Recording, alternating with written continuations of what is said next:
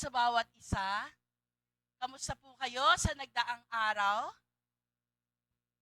Sa nagdaang linggo?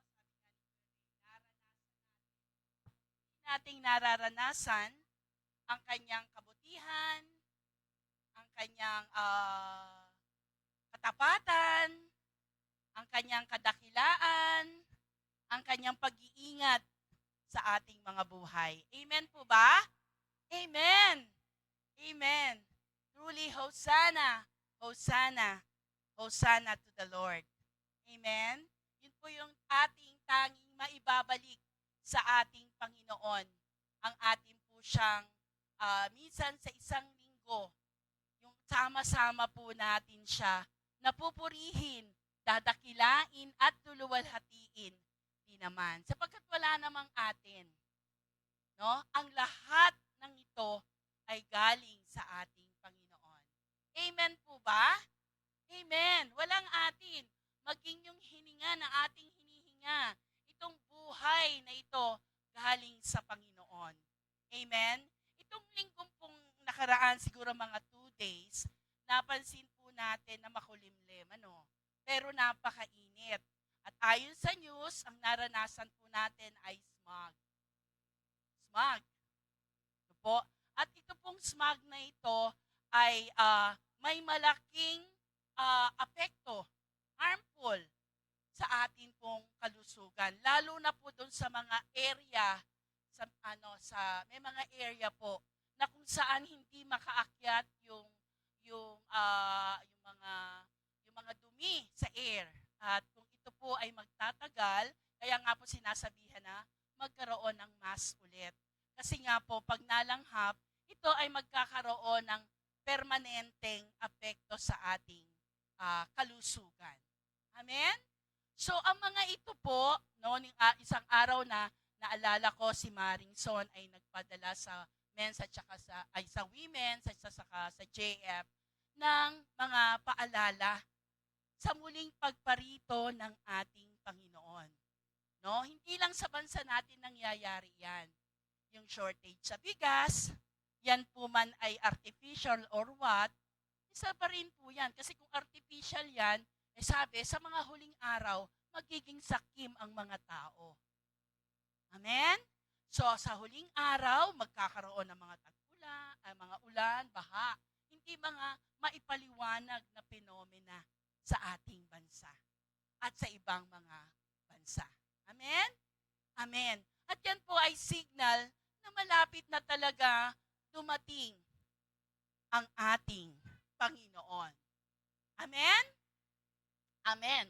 Kaya itong buhay dapat na ibinubuhay po natin, dapat po ay kaisa, buong kamalayan, na kaisa po nating ipinamumuhay, inilalakad yung atin pong mga natutunang mga paalala mula sa salita ng Diyos.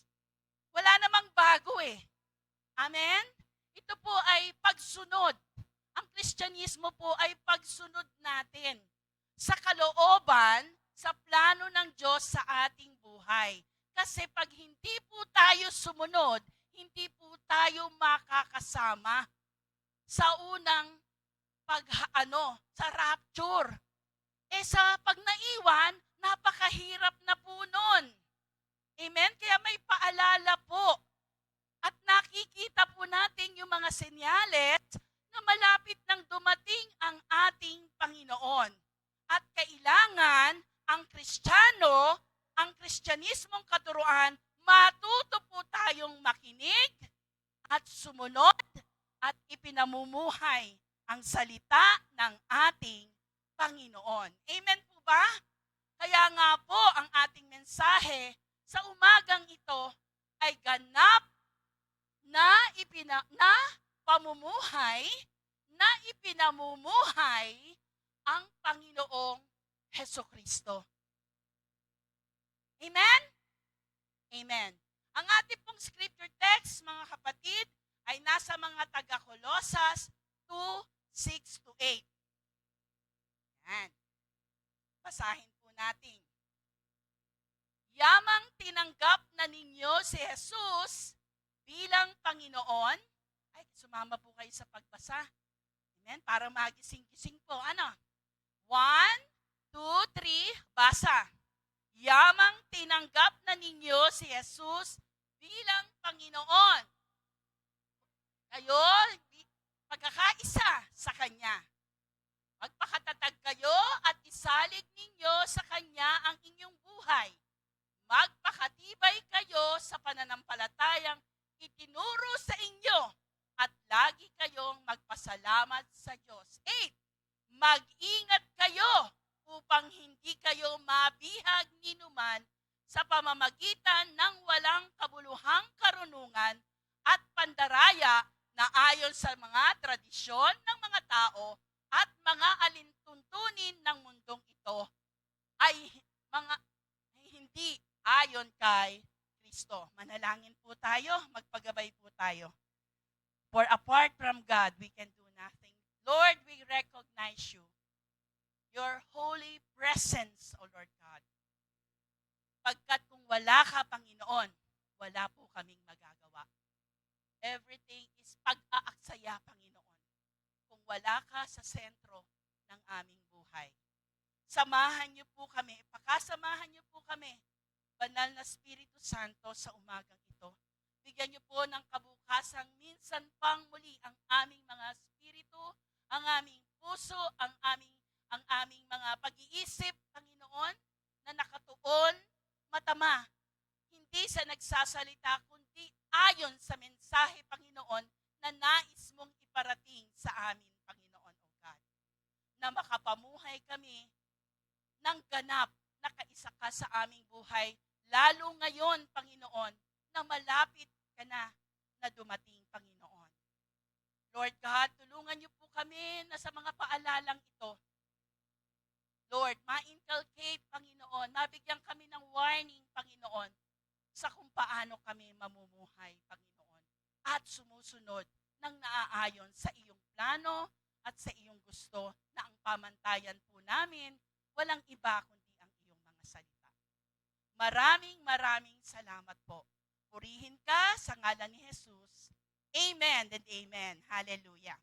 So, ang background po ng storya natin, no? Ang aklat po, ayan. Ang aklat po ng mga taga-Kolosas na si Apostol Pablo ang may akda, ang sumulat at nagpaalala, nagbigay payo at babala sa panahon na iyon ng iglesia sa mga taga-Kolosas. Bagaman hindi po si Apostol Pablo mismo ang nagtayo ng iglesia doon sa Kolosas, still po may pananagutan po siya, si Apostol Pablo, sa nasabing iglesia. Sapagkat hindi man siya ang nagpadala roon, nagtayo doon, siya po ay nagsugo ng mga manggagawa na mula sa Efeso. Okay. Ang itinuturo nila, no? Okay. Sumulat po siya sa iglesia doon sapagkat may nabalitaan po siya sa panahon na yon.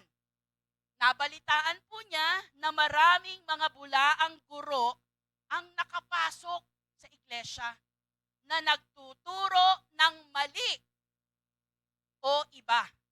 Sa nanarapat na ituro, wala o lagpas sa pamantayan dapat na itinuturo sa pamantayan ng mga salita ng Diyos. Kaya po siya sumulat. At yung sulat na yun po, binasa natin. Amen? Para po sa iglesia sa Kolosas, paalalahanan po sila. Okay?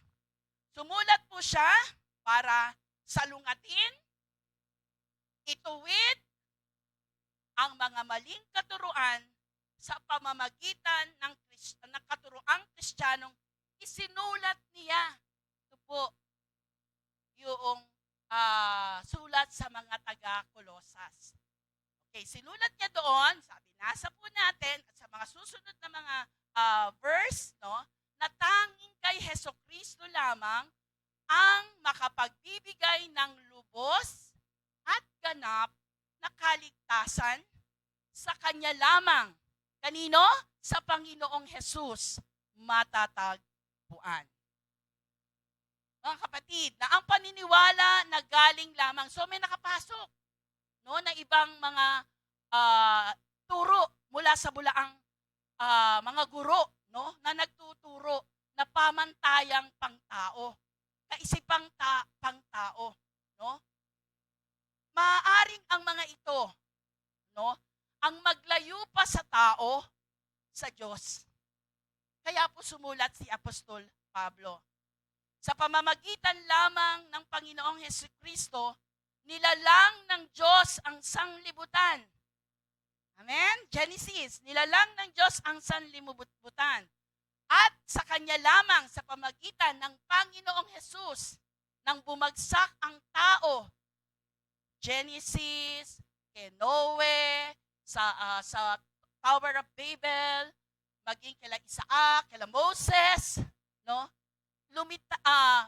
Ipinanganak sa bagong tipan ang Panginoong Hesus, no? At sa kanyang ginawa sa Panginoong Hesus, sa ginawa niyang sakripisyo, sa ginawa niyang pagkamatay, naibalik po tayo, no? Sa pamamagitan lamang ng Panginoong Hesukristo, no, matatagpuan ang kaligtasan. Amen? Ito ay sa pamamagitan ng ano? Pamumuhay. No? Ito ay sa pamamagitan ng pagkilala sa Diyos sa kanyang ginawa, pagsisisi, matapos nating ma-realize yung ginawa ng Panginoon sa atin, at pagtalikod sa kasalanan at paglakad na kaisa ang ating Panginoon. Amen? Inisa-isa ni Apostol Pablo ang mga katuroang ito para sa mananampalataya sa Kolosas. At isa na dito na dapat namumuhay tayo kaisa na siya po nating tatalakayin sa umagang ito. Sa ating panahon, related po ang paalalang ito. Kung malapit na sa panahon nila ang pagdating ng Panginoon, higit na malapit sa ating panahon. Amen? Okay. Di nagbabago ang kanyang mga salita na ang kaligtasan tanging sa Panginoong Hesus. Walang kaligtasan kung walang tinapos na gawa ang Panginoong Hesus sa atin. Maraming beses na po itong ipinaalala sa atin sa pulpitong ito. Amen? Sa mga iba-ibang mga tagapagturo, Pastor Ferdy, si Maring Grace, si Kuya Ray, maging ako po. No, maging ako po. Hindi po tayo, ano yung turo na yun? Hindi tayo maliligtas sa mabubuting gawa. Kahit lahat ng ministry, pasukin po natin. Kung hindi po tayo namumuhay sa pagsunod sa ating Panginoon, hindi po tayo makakasama ng ating Diyos sa langit. Amen? Amen.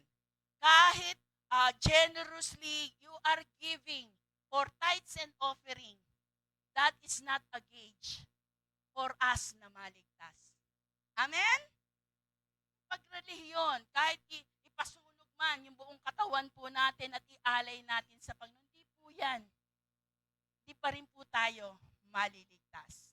Kanino tayo maliligtas? Sa pamamagitan ng ating Panginoong Hesus, ng kanyang tinapos na gawa at sakripisyo sa atin. Mga kapatid, paalala po ito. Dahil posible pong mawala ang kaligtasan na atin ang tinanggap. Amen? Kung hindi tayo mamumuhay, kung hindi tayo mananatili, kung hindi natin isinasabuhay yung ating mga napakinggan. Amen? Hindi lahat ng tumatawag ng Panginoon, Panginoon. Correct. Dapat na ipapamuhay po natin yan. No? Posible pong mawala. Kung yaon po ngang mga Israelites na katipan ng Diyos. Hello? Katipan sila ng Diyos. Naputol eh. Bakit? hindi sila sumunod sa Diyos. Naghanap sila at sumamba sila sa mga Diyos-Diyosan. At nangalap po sila sa buong daigdig. Amen? Tayo pa kaya? Tayo pa kaya sa habag at sa biyaya at idinugtong ng Diyos mula sa puno ng ubas? Hindi tayo, wag tayong magyabang. Pagkat kung yaong original nawala, tayo pa kaya? Kung hindi tayo matamang makikinig at susunod sa mga salita ng Panginoon. Amen? Amen. Okay, ang ating pong mensahe, ano po? Ganap na pamumuhay na naipapamuhay kaisa ang Panginoong Jesus. Kaisa parate. Naipapamuhay po natin, nailalakad po natin. Amen? Okay. Ang ganap na pamumuhay, ang sang-ayon po sa ating binasa sa Colossians 2:6-8, okay? Yung binasa po natin, unang puntos po sa kung paano ipamumuhay o mamumuhay na kaisa si Kristo, dapat namumuhay na po tayo na, sabi sa verse 6. Yan. Sabi sa verse 6, yamang tinanggap na ninyo si Kristo bilang Panginoon, mamuhay kayo ng may pagkakaisa sa Kanya. Anak, pakiano mo nga doon sa scripture yan. Yamang tinanggap na ninyo si Kristo Jesus bilang Panginoon. Tinanggap na po ba natin? Totoo po. Okay, yan. Bilang Panginoon. So, tinanggap na natin siya. Point number 1, ayon po dito sa ating binasa, kailangan bilang Panginoon siya sa ating buhay, namumuhay po tayong makadiyos. Can you say amen? Declare that. Amen. Makadiyos na pamumuhay. Amen? Hindi makamundo. No? Namumuhay sa katwiran ng Diyos. Sa katarungan ng Diyos. Namumuhay na makadiyos. Sa kabanalan ng Diyos. Sabi ng ating binasa, bilang mga tumanggap na, tinanggap na, o pinaghahari na natin ang Panginoon, siya dapat ang nangunguna sa ating buhay. Jesus first. Hindi sa taguri, kundi ang Jesus first namumuhay ng makadiyos. Pamantayan ang kanyang mga salita upang yung kanyang mga gusto ang makita sa ating buhay. Amen? Kasi nga, Panginoon natin siya eh. Hari siya ng ating buhay eh. No? At ano tayo bilang hari? At bilang Panginoon natin siya? Ano tayo? Ha? Mga alagad. At sabi sa John 15:15, hindi lang basta alagad. Sabi sa John 15, itinuturing niya tayong mga kaibigan. Ako, nakalimutan po yata namin iligay. Sabi doon, kaibigan, John 15 verse 15. Kaibigan ang turing sa atin. At kung kaibigan, pag kaibigan natin, alam niya yung mga sikreto natin. Can you say amen to that? Amen. Diba? Yung sa mga BFF natin, lalo ang Diyos.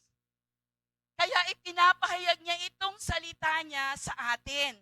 Hindi na lihim para malaman natin bilang kaibigan, paalala sa atin na dapat namumuhay tayong kaisa ng Diyos. Amen? Amen. Okay, kaisa at ayon sa kalooban ng Diyos,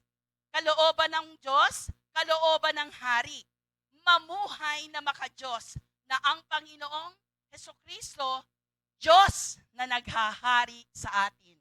Amen. Bilang Hari, bilang Panginoon, bilang Diyos na nangunguna, hindi na ako o kayo ang nabubuhay sa ganang inyong sarili. Nabasa niyo na po yon? Ha? Amen. Amen. Buti pa yung bata, nababasa niya na yon. Amen. Sino po ba yun? Very good, anak.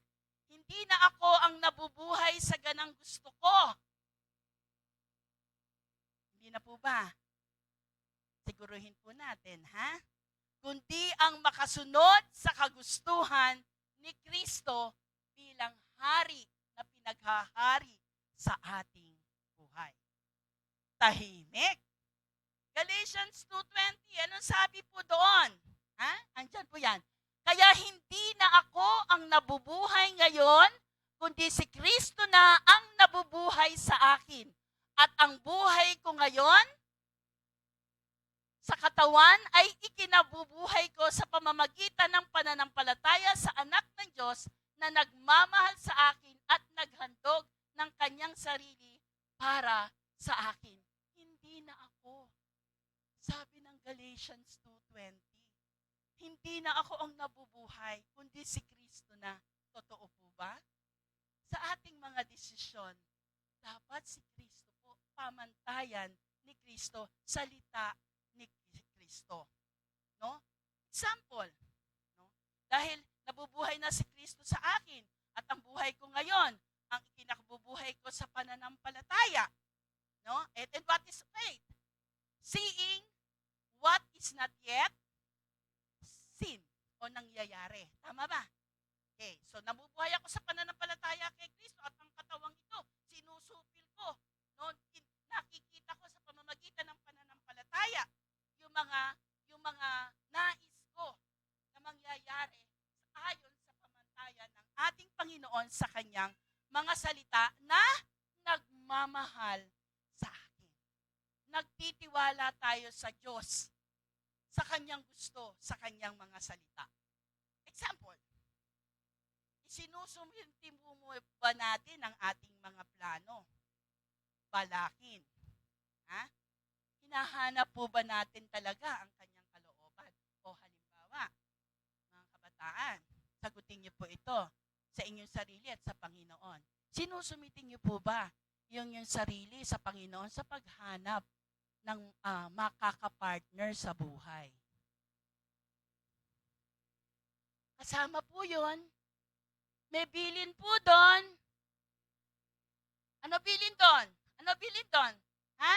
Huwag na huwag kayong makikipamatok sa hindi. Gusto ko pong marinig yun sa inyo, mga kabataan. Ano daw po? Huwag makikipamatok sa hindi mananampalataya. Bilang nabubuhay na sa Panginoon, isinusumitin niyo po ba ito? Ha? Amen. Dapat po, amen. No? Dapat po, isinusumitin niya dito, humihingi po tayo ng gabay niya, ng pag-iingat niya. No? Meron po akong, wag na. Napapagalitan ako ng anak ko. Pero hindi po siya yon. No? Kasi mga kabataan ngayon, parang pag umibig, wala nang preno. Dire-diretso, no, mga kabataan. Ayaw sumagot. Hindi po yun dito. Hindi po yun dito, kaya ayaw kong bitawan, no? Pero dapat, bilang mga pinaghahari na at nasasakop na tayo ng Panginoon, alam niya kung bakit hindi tayo kayo dapat, ako hindi kayo dapat na nakikipamatok sa ibang tribo. No, sa ibang tribo, no? Kasi alam niyang mapapahamak, no? Madami nang napahamak dito. Marami nang wala na nasa tabi niyo na dating nandito. Na ang katwiran, ako po ang gagamitin eh. Pero siya ang nadala. Siya ang ginamit siya. Amen? Amen. No? Dapat humingi tayo ng wisdom na lumalapat sa kalooban ng Panginoon. Amen, mga kabataan? Amen, ganon din sa ating mga sa mga adult, no? Yung mga pinaplano natin, no? Para hindi tayo mapahamak, atin po itong isumite. Sabi sa Galatians 22, hindi na ako ang nabubuhay, kundi si Kristo na. So, bilang siya ang nabubuhay, ay po, sa buhay ko.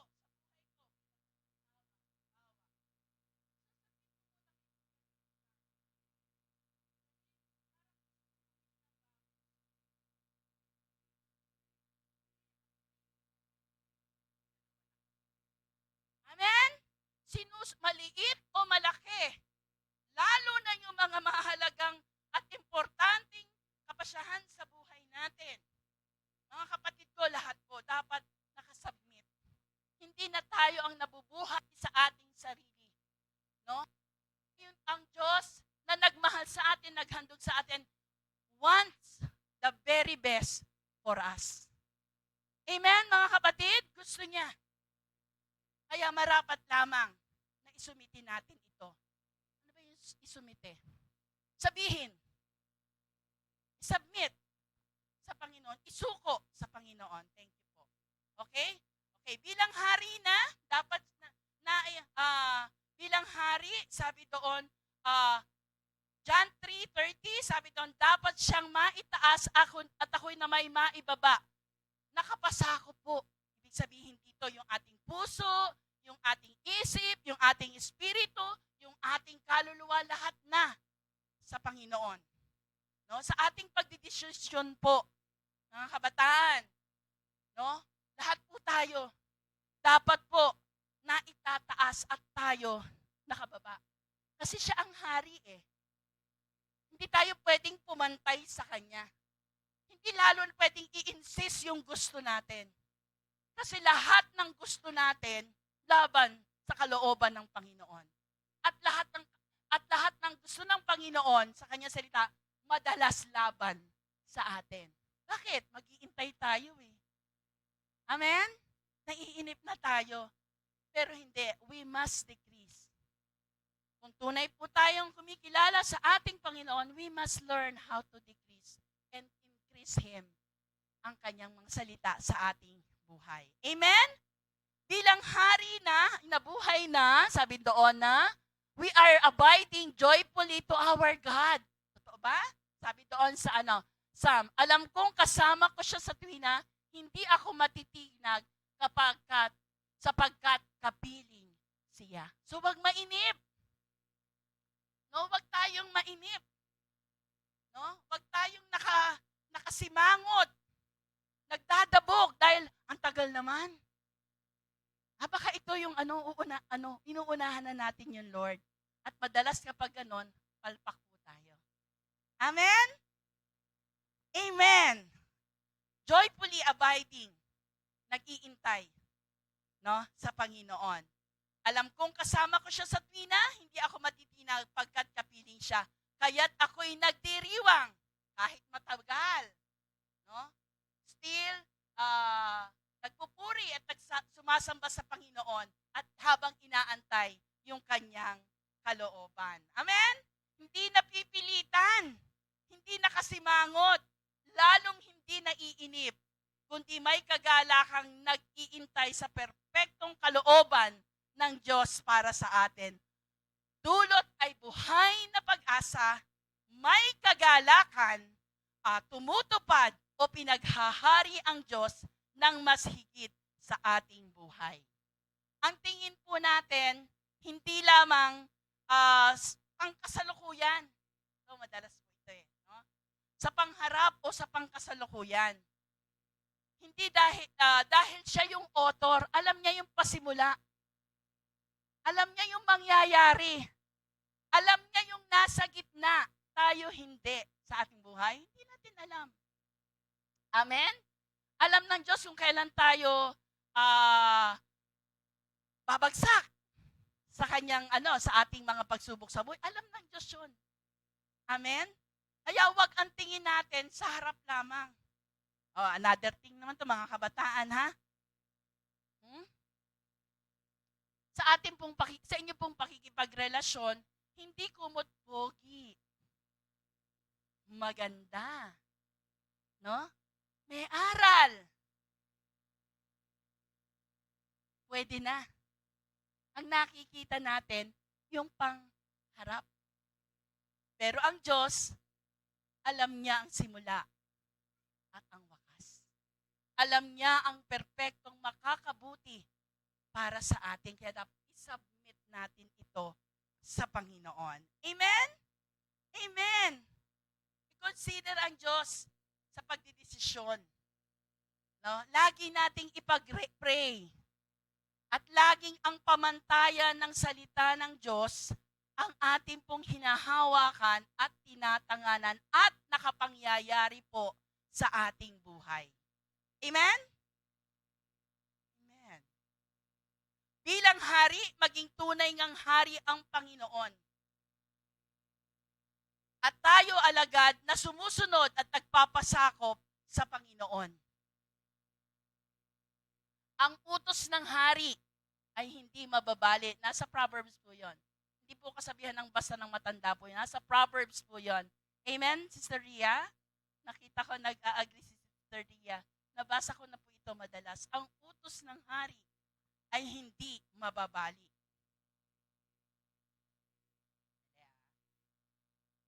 Yan. At bilang si Kristo na ang naghahari, haring kinikilala natin at pinagpapasakupan natin at dapat na sinusunod natin, namumuhay at ipinamumuhay na siya ay kaisa. May mga inilagay ang Diyos sa ating buhay at sinasabing ito ay dapat manguna sa ating buhay. Sino po yon? Sino po yon? Mga anak. Ha? Yung inyo pong mga magulang.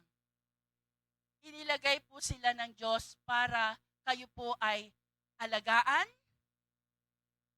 para kayo po ay disiplinahin, para po kayo ay pagsabihan. Wala po kasing magulang na hindi nagnais na mapabuti ang kanyang anak. Amen? At kaming mga magulang, nag-aaral din po kami na hindi sapat, mga magulang, na sila ay ating napapakain, na sila ay ating napag-aaral, na sila ay nakatapos ng kanilang pag-aaral, na sila ay mayroong magandang trabaho. Hindi po sapat yun. Higit sa lahat, turuan nating mga magulang kung paanong mamumuhay ang ating mga anak na mamuhay ng mayroong pagkilala, pagkatakot ng may paggalang sa ating Panginoon. Yun po yung higit na maipapamana po natin sa kanila. Amen? Kahit yan po ay tapos, kung yan naman po ay walang takot sa Panginoon. Amen? Nakita niyo po yung ating mga general, nung sila po ay ginigisa sa Senado, mga PMAer po yun. Amen? Kung walang pagkatakot ang tao sa Diyos, mga anak at mga magulang na hindi natin tuturuan, mananagot po tayo sa Diyos. Kasi anong sabi po nung last na pinag-aralan natin?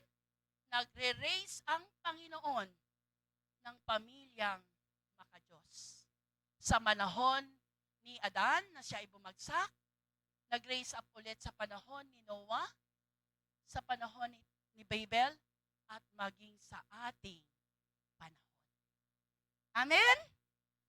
May inilagay ang Diyos na manguna. Hayaan po natin silang manguna para hindi po tayo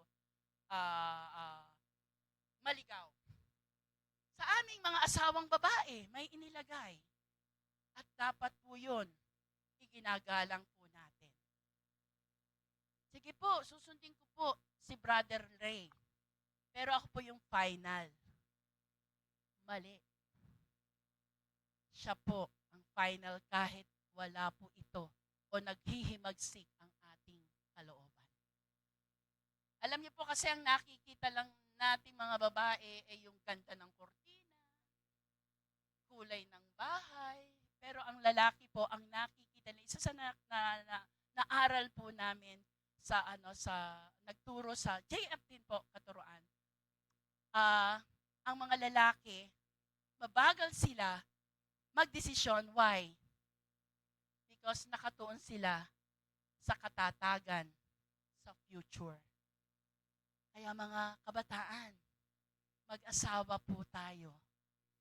Mamili po tayo ng mapapangasawa natin ay may tunay na pagkilala sa ating Panginoon.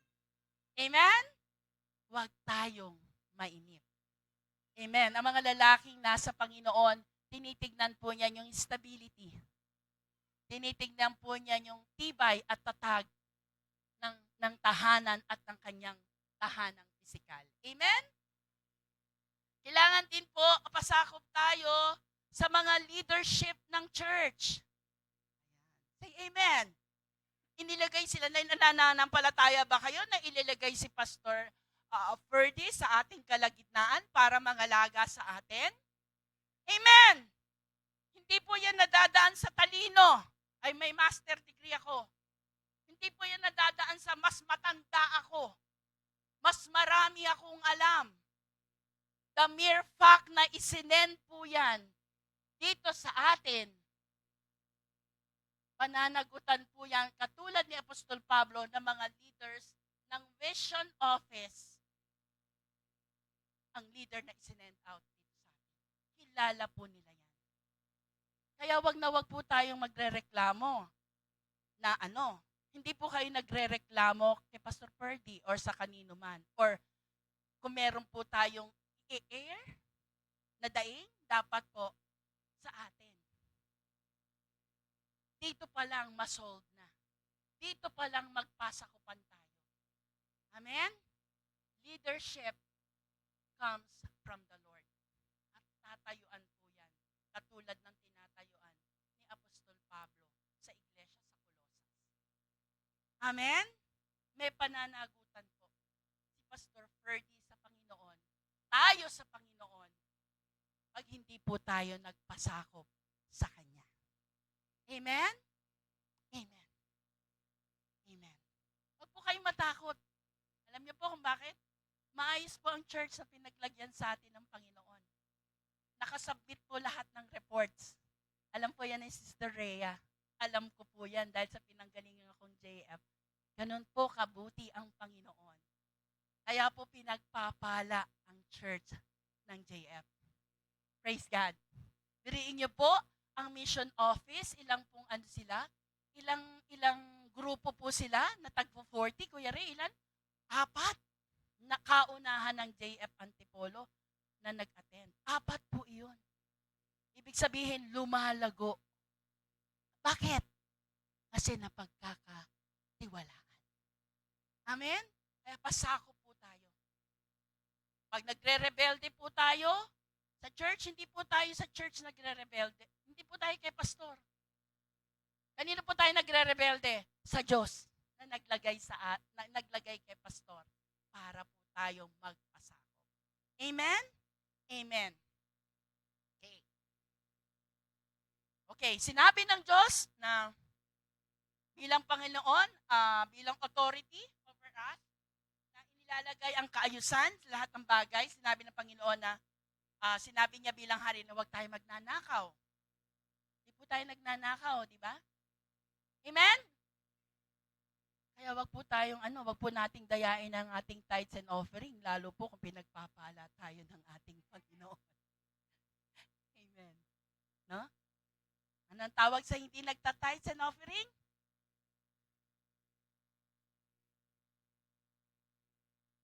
Hindi tayo after sa pera.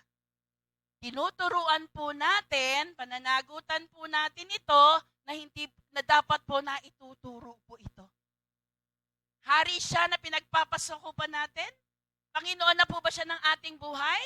Maging tapat po tayo sa maliit at sa malalaking bagay sa ating buhay. Amen? At pagpapalain tayo. Ako po personally, nararanasan ko po ang pagpapala ng Panginoon sa mga taong nagtatapat sa Kanya. Amen? Sabi, wag magsisinungaling. Bilang hari, sinabi niya, wag magsisinungaling, wag mangangalunya, maging tapat sa mga lalaki, sa asawa, bilang katipan niya. No? Ibig sabihin, walang babae at lalaki, masyahan doon sa kanyang asawa, igalang yung kanilang married life. Ano? Igalang ang ama at ina. No? Huwag pagsigaw ni nanay, mas malakas pa yung sigaw mo sa nanay.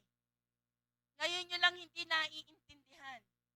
Pero darating ang panahon, lagi ko po itong sinasabi sa mga anak ko, marirealize ninyo kung ano ang magulang.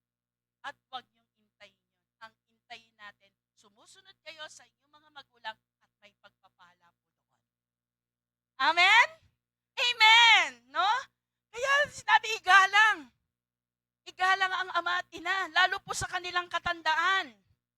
No? Pinagsikapan po tayo ng ating mga magulang. Amen? Pinagpuyatan tayo. Now, pag matatanda na sila, hindi man lang natin sila, kamusta, Nay? O matawagan. Amen? Galang po natin sila. Amen? Igalang, irespeto po natin sila. Ngayon po ay araw ng mga lolo at ng mga lola, nakagaya ko. Happy Grandparents' Day po. Amen? Amen. Igalang. Galang natin para pagpalain tayo. Yan. Another thing, yung wag makipamatok. Naku, mga kabataan, wag po tayo makikipamatok. Mahal tayo ng Diyos, iniibig tayo ng Panginoon. Kaya po kayo pinagsasabihan. Yung katribo nyo po ang piliin nyo, ha? No? Kristiyano, ha?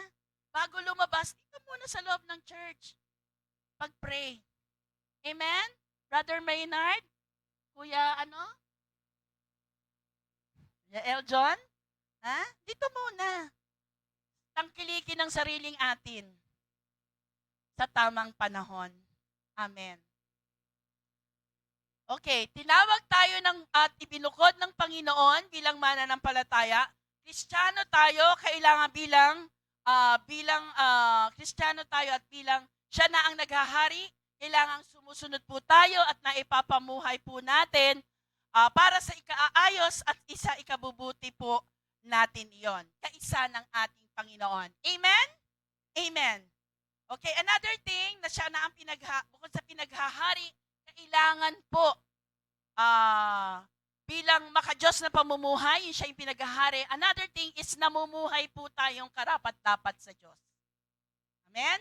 Romans 14 verse 8. Ang sabi sa Romans 14 verse 8, kung tayo ay nabubuhay para sa Panginoon, kung tayo ay nabubuhay para sa Panginoon tayo nabubuhay. Hindi na sa sarili natin, ha? So we should consider lagi ang Panginoon. At kung tayo'y namatay para sa Panginoon, tayo ay namamatay. Kaya nga sa mabuhay o sa mamatay, tayo'y sa Panginoon. Yung buhay na ito na ating binubuhay para sa Panginoon. Pag ganun ang kaisipan natin, ang gagawin natin, makakasunod tayo sa kalooban ng Panginoon. Mailalakad natin kung ano yung itinuturo sa atin, kung ano yung binabasa kung ano yung binabasa natin, kung ano yung napapakinggan natin. Amen? Ay, ang sarap siguro ng buhay ni Pastor Ferdy. Kasi mamumunga yun dadami tayo. No? At pag dumami tayo, ayan, pagpapalain tayo ng Panginoon. Di po ba? Sila Apostol, Pedro, di ba? Kada magpipreach sila, ilang libo yung mga naliligtas. At pinagpala sila ng Panginoon. Amen. Amen. Amen. Hallelujah. So, ang buhay na binubuhay natin ay wala na tayo sa dilim, wala na sa kasalanan, namumuhay na po ng karapat-dapat sa Panginoon. Buhay na karapat-dapat, another thing, buhay na karapat-dapat ay buhay na John 8:12. Sabi sa John 8:12, yung buhay na karapat-dapat ay muling nagsalita si Jesus sa mga tao, sinabi niya, ako ang ilaw ng sanlibutan. Ang sumusunod sa akin ay magkakaroon ng ilaw sa kanyang buhay at hindi nalalakad sa kadiliman. Yung buhay na karapat-dapat ay lumalakad sa liwanag ni Kristo. At walang anumang kadiliman dito. Amen? Hindi nako-compromise yung ating mga buhay. Amen? Ang puti ay puti. Hiwalay ang puti sa dikolor. Bakit? Makakahawa. Amen? Walang malakas sa kasalanan. Amen?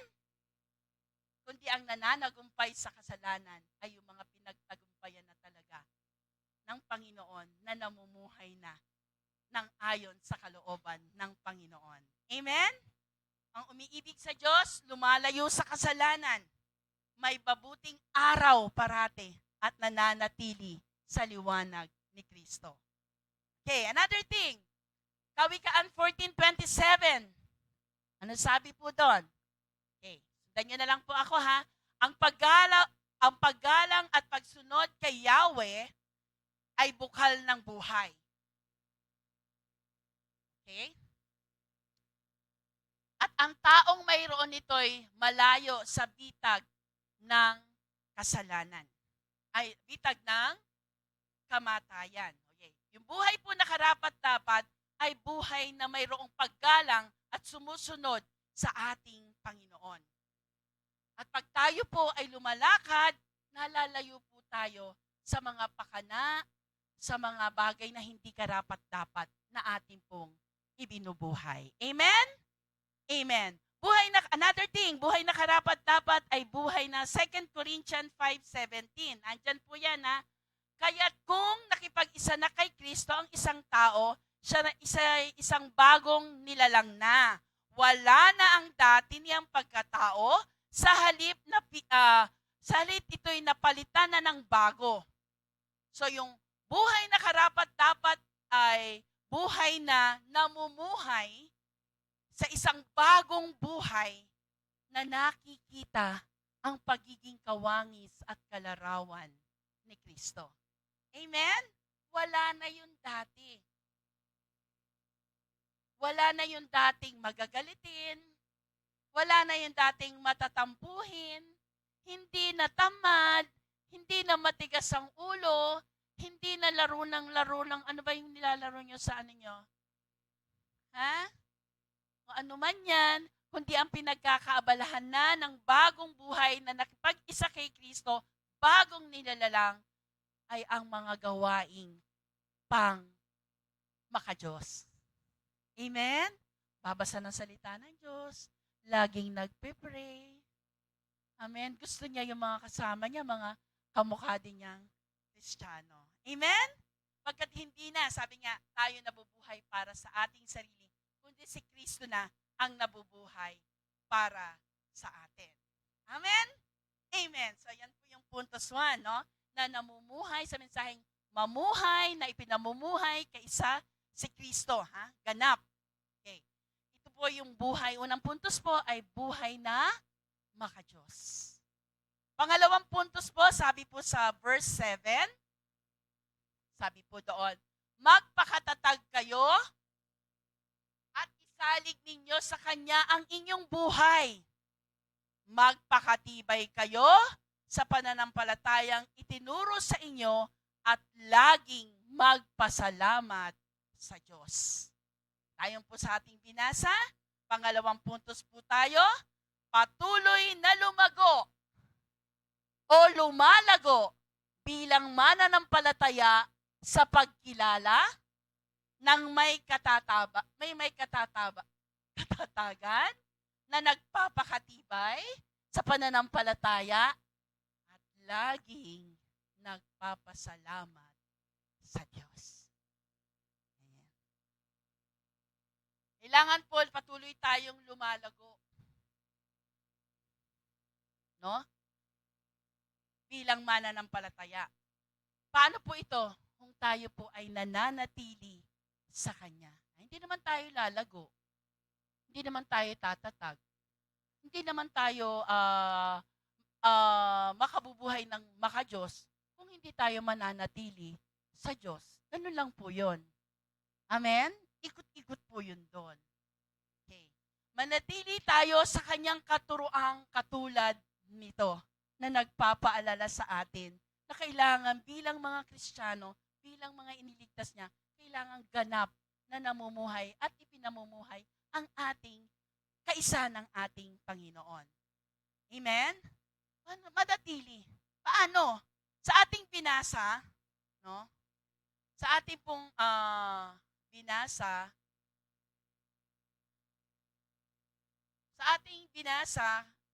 katatagan, lumalago tayo, tumatatag tayo sa mamamagitan ng mga pagsubok. Ha? Yan man po ay tukso na kailangan pong napagtatagumpayan po natin. Mga hamon sa buhay na kailangan napagtatagumpayan po natin.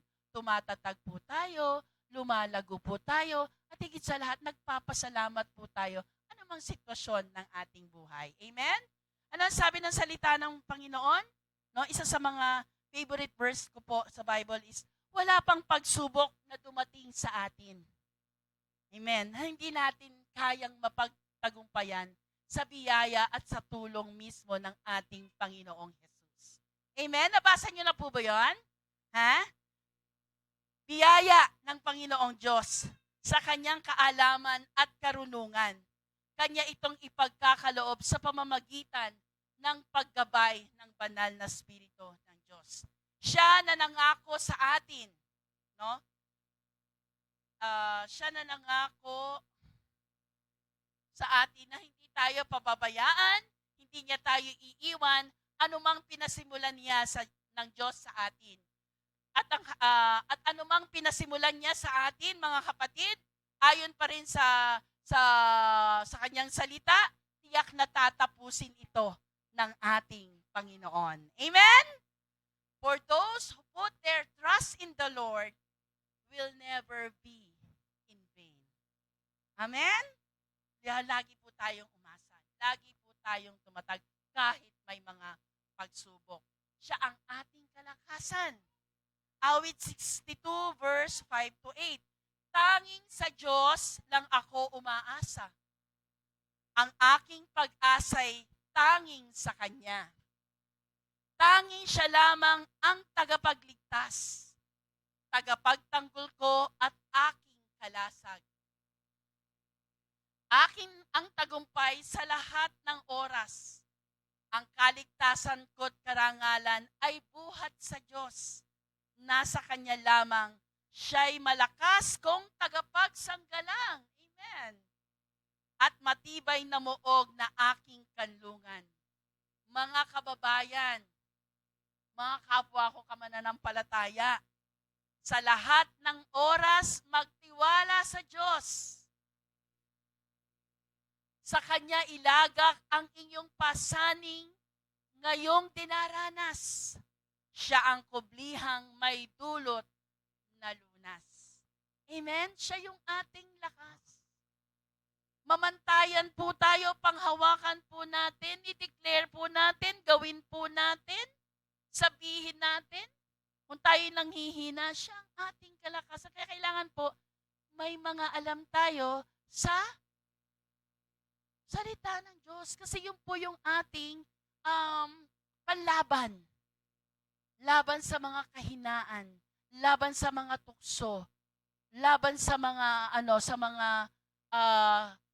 tukso, laban sa lahat. No, na nagnanais po tayong panghinain o pabagsakin sa ating pananampalataya. Amen? 2 Samuel 22:3, ang Diyos ang bato ng aking kanlungan, aking kalasag at tanging kaligtasan. Siya ang aking pananggalang sa mga marahas ay siya kong tanggulan. Siya ang ating kalakasan. Siya ang ating tanggulan. Siya ang ating matatakbuhan. Siya yung laging tapat at wagas sa ating buhay. Amen? Siya ang ating muog sa panahon ng kabagabagan. Ano? Another term. Katakutan, ganyan. Pag-aalala, yan. Sa panahon ng siya yung ating matatakbuhan. Awit 9:9.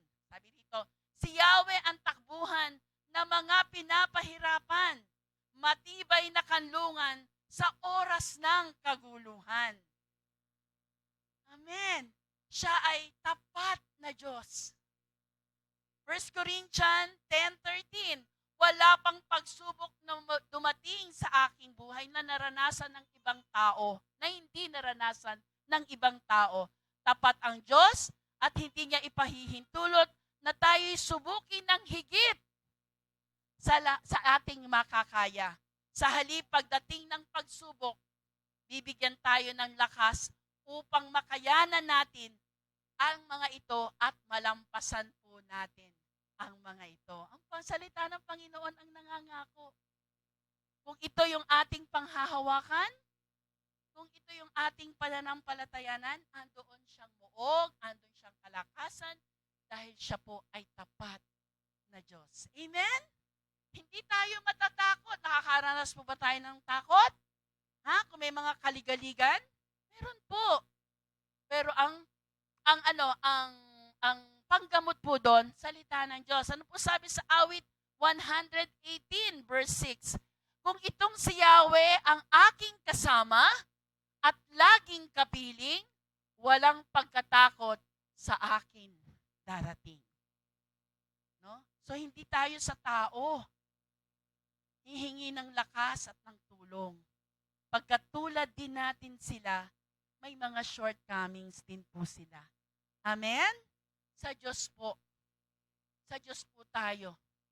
Sa Diyos po tayo manganganlong. Sa Diyos po lamang tayo hihingi. Amen? Amen. Mga kapatid, ang mga kahirapan, ang mga kabiguan na ating pong nararanasan at iba pa, no? Alam po nating parte po ito sa ating paglago. Amen? Hindi tayo lalago kung nandun tayo sa comfort zone. Amen? Parang ano lang yan. Hindi mawawala yung cholesterol ko, yung sugar ko, kung wala po akong gagawin na pag-exercise. Amen? Kung wala po akong iinumin na gamot. Amen? Dapat po lumabas po ako doon sa dati kong buhay patungo sa isang panibagong buhay para maranasan ko po ang pagkilos ng Panginoon sa aking buhay. Amen? Well, hindi tayo lalago sa ating mga comfort zone. Kailangan po may mga challenges ang ating buhay. Amen? Amen. Parte po yan. Kundi sa panahon ng mga tayo ay binabagyo, sa panahon ng mga lindol spiritually, may ginagawa ang Diyos sa mga panahon na ito.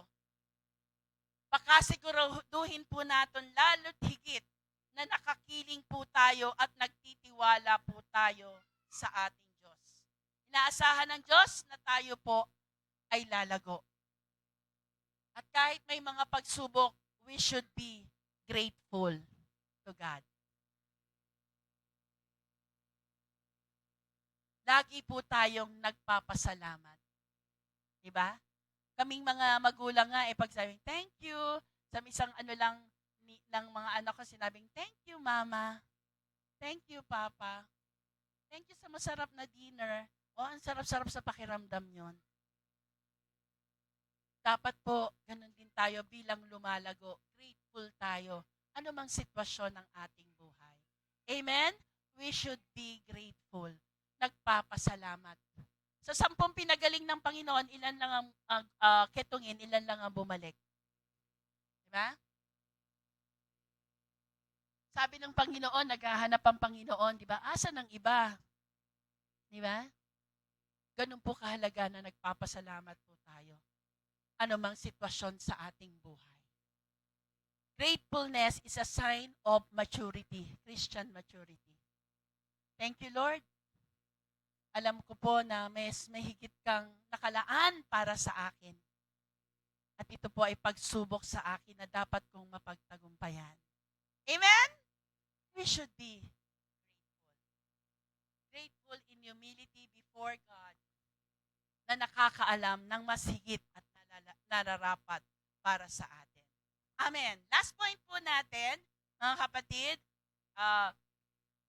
i-recap po natin, kailangan po, ang ganap na pamumuhay na naipapamuhay kay isa ang Panginoong Jesucristo. Una po ay buhay na maka-Diyos. Pangalawa po ay buhay na lumalago po tayo, tumatatag po tayo, tumitibay po tayo, at higit sa lahat, nagpapasalamat po tayo sa ating Panginoon. Amen? At pangatlo at huling pong puntos ay sabi po sa verse 8, mag-ingat kayo upang hindi mabihag ninuman sa pamamagitan ng walang kabuluhang karunungan at pandaraya ayon sa mga tradisyon ng mga tao at alituntunin ng mundong ito. Ang mga ito ay hindi ayon kay Kristo. Pangatlong puntos, sa araw pong ito, paalala po natin sa atin, na ingatan nating mamuhay bilang mananampalataya ng Panginoong Jesus. Bakit po pinag-iingat? Sa panahon nila, bakit sila pinag-ingat? Yung background, bakit po sila sinulatan? Ni Apostol Pablo, pinag-iingat po sila. Ba't pinag-iingat? Merong, may danger. Diba? Ang laki-laki nun pagka may mga high voltage sa likod ng mga mall. Diba? Makikita nyo, danger. Diba? Nakakita na po kayo nun? Do not enter, danger. High voltage. Nakalagay ganun, Kasi mapapahamak po tayo. Kaya kailangan, nag-iingat po tayo sa ating pamumuhay bilang mga Kristiyano. Amen? May danger sa ating paligid araw-araw nating pamumuhay. Maaaring madaya tayo, hindi tayo maiingat, madadaya tayo sa pamamagitan ng mga panoorin. Nalilibang tayo no? Hindi natin alam, nako-compromise na yung oras ng pagba-Bible study natin. Personal, yung pagpe-pray natin. Amen? Diba? Malalansi tayo kasi maganda yung paglalaro natin ng ML na yan. ML ba? Okay. Maraming mga budol-budol ngayon sa panahon ngayon, no? Daming scammer. No? Kaya nga po yung mga NTC na yan, nakakatanggap po ba kayo yan sa cellphone nyo? Na huwag niyong bubuksan yung ganito, babala po yun. Amen? At tayo po, binababalaan din sa ating panahon na kailangan bilang mananampalataya, ingatan natin yung ating pamumuhay. Kung hindi po tayo mag-iingat o ng buong ingat, maaari po tayong madaya. Maaari po tayong mapalayo, no, sa ating Panginoon. Sa ating pinasa sa tekstong ito, sa umagang ito, sumulat po si Apostol Pablo sa iglesia upang sila po ay babalaanan, turuan, pagsabihan at payuhan sa mga dapat nilang gawin, mga dapat nilang lakaran bilang mananampalataya na ng Panginoong Jesus. Sinulatan sila ni Apostol Pablo, no, sa patnubay ng Banal na Espiritu Santo, no, na may kapangyarihan ang kanyang mga salita mula sa Diyos na magtuturo sa kanila bilang mananampalataya. Ano ang magtuturo sa kanila sa panahon nila? Salita ng Diyos. No? Tinuruan sila kasi may nakapasok na bulaang propeta o bulaang guro sa panahon nila. At ang ipinanturo niya, ang salita ng Diyos na may kapangyarihan. Opo, si Apostol Pablo ang sumulat, pero inscribe o sa patnubay ng banal na Espiritu Santo, kaya may kapangyarihan ang salita ng Diyos na sa panahon nila at maging sa ating panahon na ating binabasa. Na nagpapaalala sa atin na kailangan nating mag-ingat. Amen? Matuto tayo. Mapaalalahanan tayo na lapat sa kalooban ng Panginoon. No? Ano yung ating sa panahon nila, salita ng Panginoon, at maging sa atin, sa ating panahon, ano po yung ating pamantayan? Ano yung magpapaalala sa atin para makapag-ingat tayo? Salita ng Diyos. Amen? Amen. Sabi nga ni David, ang salita ng Diyos ay ilaw at mapa ng ating buhay. Amen? Ang salita ng Diyos ay puwersa na magko-convict sa atin, kapangyarihan ng Diyos na magko-convict sa atin bilang mananampalataya na mabago ang ating kaisipan patungo sa kaisipan ng Diyos. Ang salita ng Diyos ang mag-iingat sa atin. Sabihin natin, ang salita ng Diyos ang mag-iingat sa akin. Amen. Sabi sa Hebrew 4:12, ang salita ng Diyos ay buhay, mabisa, matalas, kaysa alinmang tabak na magkabilay may talim. Ito'y tumatagos maging sa kaibuturan ng kaluluwa at espiritu, ng mga kasukasuan at buto, at nakakaalam ng mga iniisip at binabalak ng puso. Kaya nga yung iba, di ba, ayaw makinig ng salita ng Diyos. Kasi tinatamaan. Ako na naman ang pinatamaan. Hindi po. Ano sabi? Ang salita ng Diyos na nakakaalam ng nakakasiliksik ng ating isip, ng ating puso. Hindi makakatagal kung tayo po ay gumagawa ng hindi naaayon sa kalooban ng Panginoon. Amen? Nakatataho. Totoo ba yun? Opo. Yung iba ayaw makinig. Pinipiloso po. O minsan, wag naman tayo, no? Pinipiloso po natin, tinutugtungan natin, o binabawasan natin. Pero ano sabi? Ang magbawas o magdagdag ng salita ng Diyos ay mananagot sa Diyos. Kaya pananagutan po ito namin bilang mga tagapagturo. Kailangan po ilalapat po namin, naituturo namin. Hindi yung naiisip namin na, nako, mapapakinggan to nung kaibigan ko. Halimbawa, mapapakinggan to ni Sister Charm. Di ako ililibre. No? Natakot nun sa libre, sa Panginoon, sa salita ng Panginoon. Hindi. Dapat na ipapahayag po natin ito. No? Hindi baling masaktan na po kayo ngayon. Huwag lang magsisi ng huli doon sa impyerno. Amen? Kaya pinapaalala po ito. Amen? Amen. Ang salita ng Diyos ang mag-iingat sa atin. Ito ang kanyang mapa, sabi nga, sa ating daraanan at ilaw na tatanglaw sa bawat paghakbang. Napakahalaga po ng mapa. Ano po? Para hindi tayo maligaw. At napakahalaga lalo ng ilaw para hindi po tayo madapa. Para makita po natin ng maliwanag, no? Yung ating daraanan. Amen. At hindi tayo mapapahamak at mapapalayo sa Panginoon. Amen. Marami pong nadatapa at napapahamak. Bakit? Na Kristiyano, naniniwala po ako na wala yung mapa at ilaw sa kanilang buhay. Amen?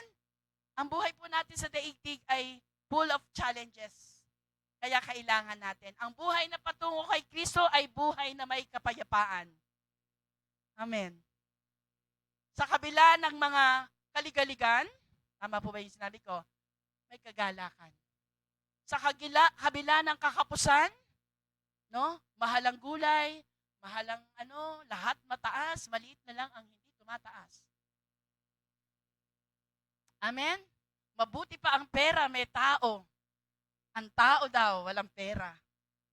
May kagalakan naman sa Panginoon. Ang taong nasa Panginoon at sumusunod sa kanyang kalooban. Amen? Amen. Merong kapayapaan, may kagalakan, may karunungan. No? Tumatalas yung ating mga isipan. No? Nagiging matalino tayo. Oo nga, tama nga. Susundin ko nga. Nakukonvict po tayo. Why? Because this is the power of God over our life to rule us kung tayo po ay magpapanuto mula sa Panginoon. Amen?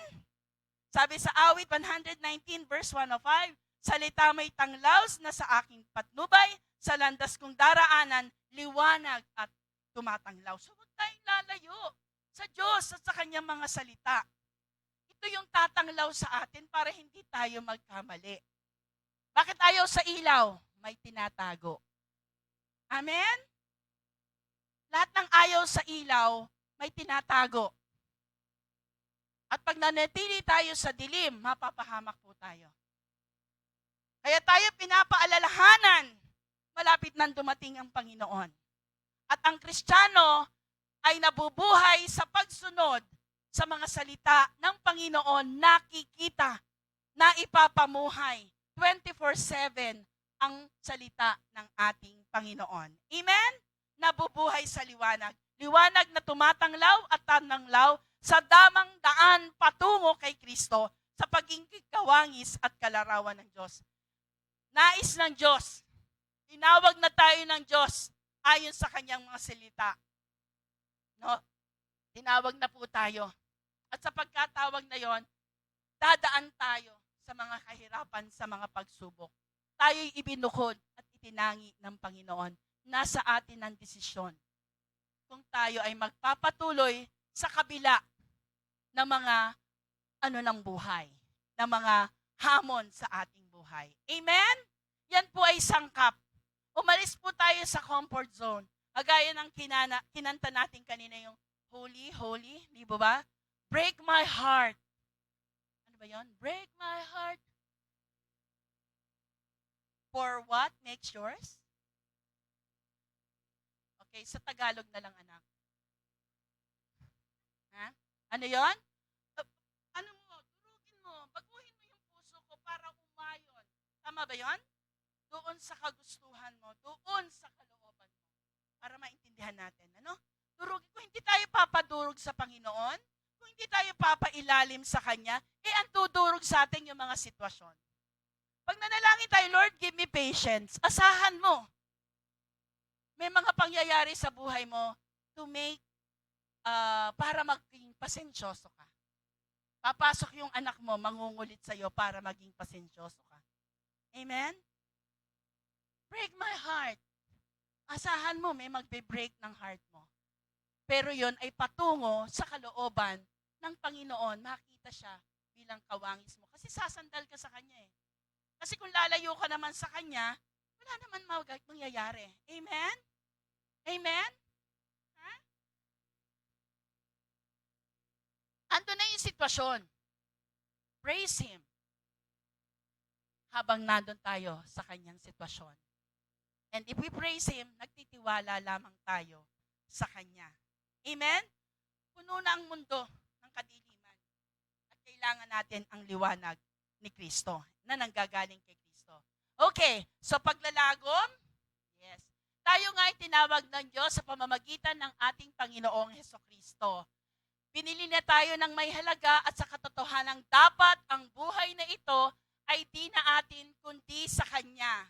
Hindi na tayo nabubuhay sa ganang sarili nating gusto, kundi lumalakad nga tayo bilang mga ibinukod na niya na lumalakad sa kalooban o disenyo ng Diyos sa bawat isa sa atin. Nakapasakop sa Kanyang kalooban, kaisa niya, katulad niya na ang kabanalan na nakikita sa atin. Ang Kanyang wangis, ang Kanyang larawan, nawa ay gustuhin natin na nakapasakop tayo. Napapangunahan niya na siya bilang mga alagad ng ating Panginoon. Isang ganap na alagad, maka-Diyos, na pinaghahari ang Panginoong Diyos. Pinapangunahan ng Diyos ang ating buhay at nakapamumuhay ng ayon o nararapat o sa nararapat na alagad. Isang alagad na patuloy na lumalagong matibay, matatag sa anumang panahon ng buhay na hinaharap.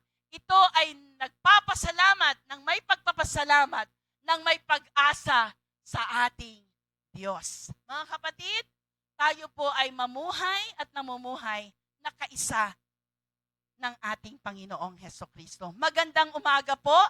Maraming salamat, Panginoon, sa iyong mga salita na iyong pinahayag sa umagang ito. Nawa po, ito po ay magpa